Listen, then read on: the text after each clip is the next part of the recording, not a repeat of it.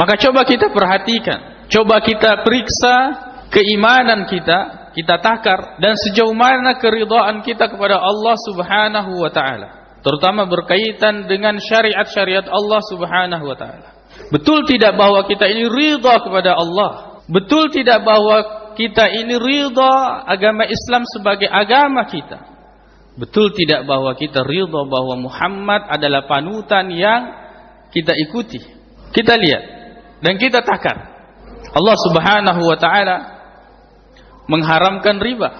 Tapi kan prinsip kita mengatakan bagaimana usaha bisa jalan?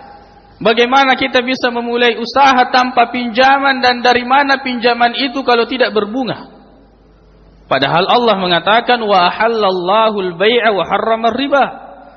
Allah menghalalkan jual beli dan mengharamkan riba. Nabi sallallahu alaihi